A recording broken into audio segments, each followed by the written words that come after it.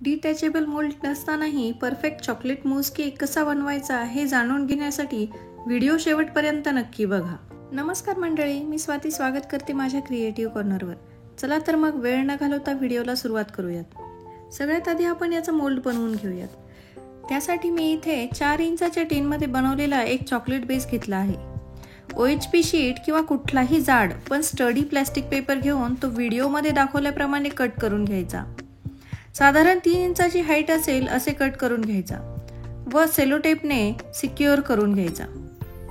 OHP शीटपासून असा mould बनवण्याचा एक पॉझिटिव्ह आणि एक निगेटिव्ह पॉईंट आहे. तो मी तुम्हाला व्हिडिओच्या शेवटी सांगेल, त्यामुळे व्हिडिओ शेवटपर्यंत नक्की बघा. आता आपण चॉकलेट डच क्रीम बनवून घेऊयात.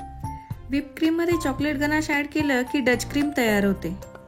थोड्या वेळापूर्वी मी एक चॉकलेट केक बनवला होता. त्याची काही डच क्रीम उरली होती, तीच इथे मी वापरणार आहे.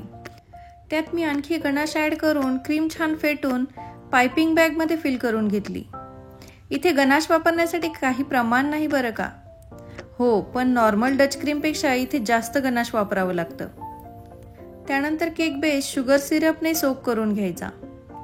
केक बेसवर डच क्रीमचे एक थिक लेअर लावून घ्यायची. क्रीम जरा जास्तच वापरायची बरं का.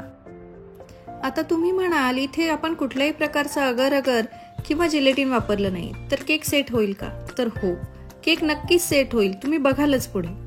त्यानंतर केक टीन थोडा टॅप करून घ्यायचा. क्रीम वरच्या बाजूने थोडीशी प्लेन करून घ्यायची. हवं तर तुम्ही यानंतर केक फ्रीजमध्ये 10 मिनिटे ठेवून सेट करू शकता, पण मी इथे लगेचच यावर गनाशची एक लेअर ॲड करत आहे.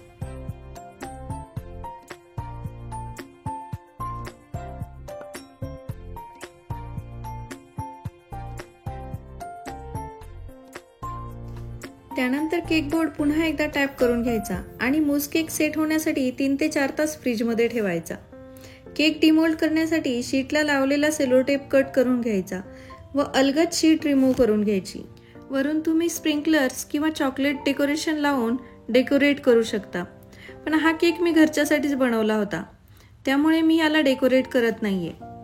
आपला चॉकलेटी मूस केक रेडी आहे. या मोल्डचा सगळ्यात मोठा पॉझिटिव्ह पॉईंट म्हणजे तुम्ही हव्या त्या साईजमध्ये हा मोल्ड बनवू शकता. दुसरं म्हणजे जर तुम्ही बॉटम रिमूव्ह होणारा टीन वापरला तर टीनवरती ओढताना केकची फिनिशिंग साईडने खराब होऊ शकते. याचा निगेटिव्ह पॉईंट म्हणजे हा जुगाड तुम्ही फक्त मूस केक किंवा नो बेक चीज केकसाठीच वापरू शकता. OTG मध्ये OHP शीट वापरू शकत नाही. कसा वाटला आजचा व्हिडिओ कमेंट करून नक्की सांगा.